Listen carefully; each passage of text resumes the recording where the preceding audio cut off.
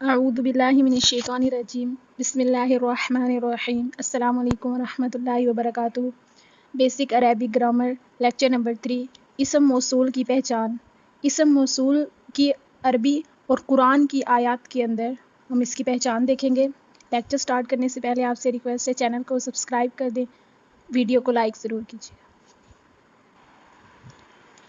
کسی بھی اسم کو واضح کرنے کے لیے اسم موصولہ کا استعمال کیا جاتا ہے۔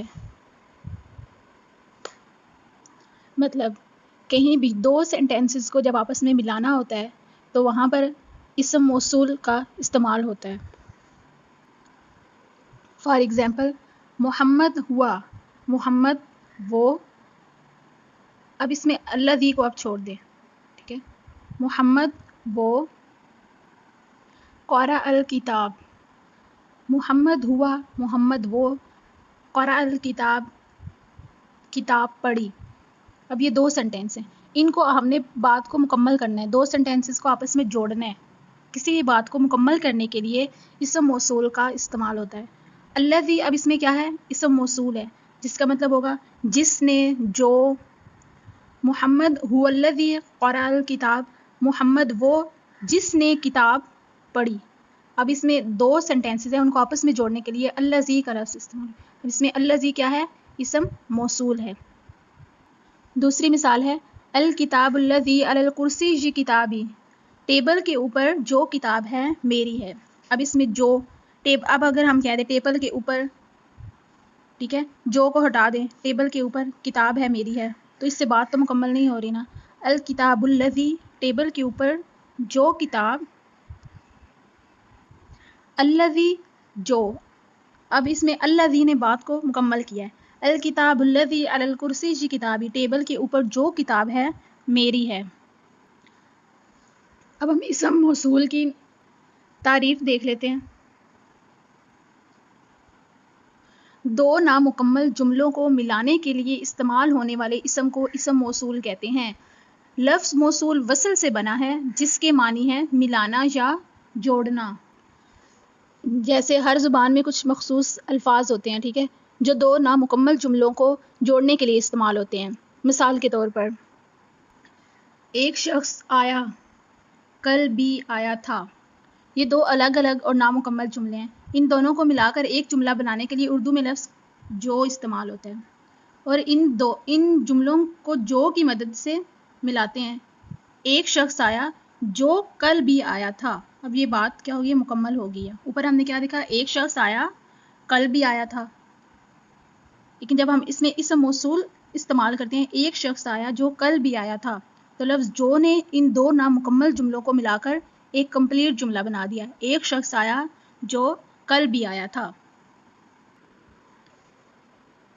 اردو کے اندر دو جملوں کو ملانے کے لیے جس کا، جس کو، جنہوں نے وغیرہ استعمال ہوتا ہے، اور انگلش کے اندر ہو، ہوم، ہوز وغیرہ کا استعمال ہوتا ہے۔ اب ہم دیکھیں گے عربی کے اندر ہم کس لفظ کا استعمال کرتے ہیں۔ اب ہم دیکھیں گے قرآن کے اندر اسم موصول کی پہچان ہمیں کس طرح ہوگی۔ سب سے پہلے ہم مذکر کے دیکھ لیتے ہیں۔ اگر تو مذکر واحد ہے تو اس کے لیے یوز ہوتا ہے لفظ الذی۔ الذی کا مطلب کیا ہوتا ہے؟ یہ، وہ، جو، جس کو، جس نے، جو سب اس کے میننگ ہو سکتے ہیں۔ اگر تو مذکر تثنیہ ہوگا، مطلب دو ہوں گے، تو اس کے لیے لفظ یوز ہوتا ہے اللذانی۔ اللذانی، ترجمہ وہی ہوگا، یہ، وہ، جو، جس کو، جس نے۔ اگر تو مذکر جمع ہوگا، دو سے زیادہ ہوں گے، تو اس کے لفظ یوز ہوتا ہے الذین، ترجمہ اس کا پھر وہی ہوگا۔ مذکر اگر واحد ہے تو اس کے لفظ یوز ہوتا ہے الذی، اگر مذکر تثنیہ ہے تو اس کے لیے یوز ہوگا اللذانی، اگر جمع ہے تو اس کے لیے یوز ہوگا الذین۔ اب ہم مؤنث کے لیے دیکھ لیتے ہیں۔ اگر تو لفظ مؤنث ہوگا تو اس کے لیے یوز ہوتا ہے اللاتی، واحد کے لیے، تثنیہ کے لیے اللتانی، مؤنث جمع ہوگا تو اس کے لیے یوز ہوگا اللاتی، اللائی، ترجمہ اس کا وہی ہوگا، ترجمہ سیم رہے گا، لفظ چینج ہوتے جائیں گے۔ جیسا کہ ہم نے اسم پچھلے لیکچر میں اسم معرفہ کے اندر پڑھا تھا، ہم نے پہچان رکھی تھی 2 لفظ تھے، ٹھیک ہے. اگر اسماء اشارہ کے اندر ہم نے پڑھا تھا کہ اگر ہم نے دور کی چیز کے لیے اگر تو وہ مذکر ہے تو لفظ یوز ہوتا ہے ذالکا. پھر میں نے لفظ لکھا ہے ذالکا. اسماء اشارہ کے اندر ہم نے پڑھا تھا دور کی چیز اگر تو وہ مذکر ہے تو اس کے لیے یوز ہوگا ذالکا، وہ. اور اگر تو وہ دور کی چیز مؤنث ہے، مؤنث لفظ ہے، تو اس کے لیے یوز ہوتا ہے تل کا. ٹھیک ہے، یہ میں نے ادھر تل کا لکھا ہے، تل کا یوز ہوتا ہے. تو یہاں سے آپ نے پہچان رکھنی ہے جس کے اندر تا آئے گا وہ مؤنث ہوتا ہے. مؤنث واحد کے لیے اللتی، مؤنث تثنیہ کے لیے اللتانی، مؤنث جمع کے لیے اللاتی.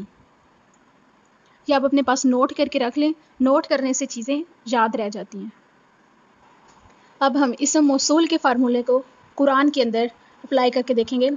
سورہ ملک، تبارک، پاک ہے وہ ذات.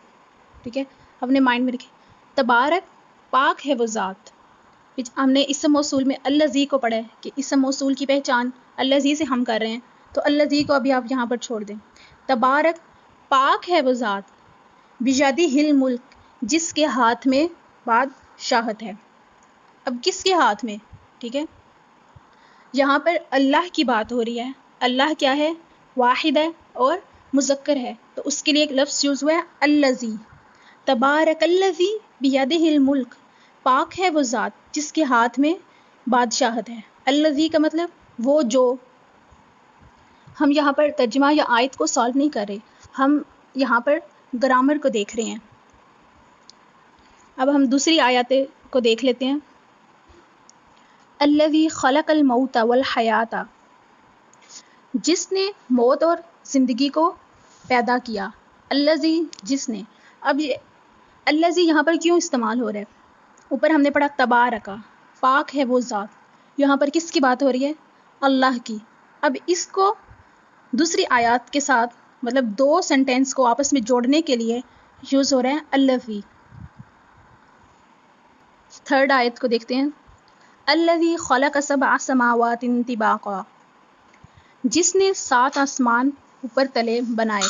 الذی جس نے. کس نے؟ تبارکا. تبارکا میں کس کی بات ہو رہی ہے؟ اللہ کی. اللہ واحد ہے، مذکر ہے، تو اس کے لیے لفظ یوز ہو رہا ہے الذی. الذی اب اس بات کو تبارکا کے ساتھ جوڑنے کے لیے استعمال ہو رہا ہے. اب یہاں پر ایک سوال ہے کہ یہاں پر الذین کیوں نہیں استعمال ہوا؟ کیونکہ اللہ کی بات ہو رہی ہے، تو اللہ کیا ہے؟ واحد ہے اور مذکر ہے، اس وجہ سے یہاں پر الذی کا لفظ استعمال ہوا ہے. اب ہم الذین کو مثال سے دیکھتے ہیں قرآن کے اندر. اب ہم الذین کی مثال کو سمجھنے کے لیے آپ کو قرآن پاک کھولیں اور سورہ بقرہ دیکھیں. اب ہم سورہ بقرہ کے اندر الذین کو دیکھیں گے. ذالک الکتاب لا ریب فیہ ھدی للمتقین. ذالک الکتاب وہ کتاب جس کے اندر کوئی شک نہیں، ھدی للمتقین ہدایت ہے متقیوں کے لیے. ھدی للمتقین، متقی کی جمع کیا ہے؟ متقین، متقیوں. ذالک الکتاب لا ریب فیہ ھدی للمتقین. اب اس بات کو، اس جملے کو نیکسٹ جملے کے ساتھ جوڑنا ہے. الذین یؤمنون بالغیب، وہ لوگ جو ایمان لائے. وہ لوگ کیا ہے؟ جمع ہے، تو اس کے لفظ یوز ہو رہا ہے الذین، وہ لوگ جو. وہ جو. قرآن کے اندر بارہا یہ آیت ہے، یا ایھا الذین آمنوا، اے ایمان والو. وہ لوگ جو ایمان لائے.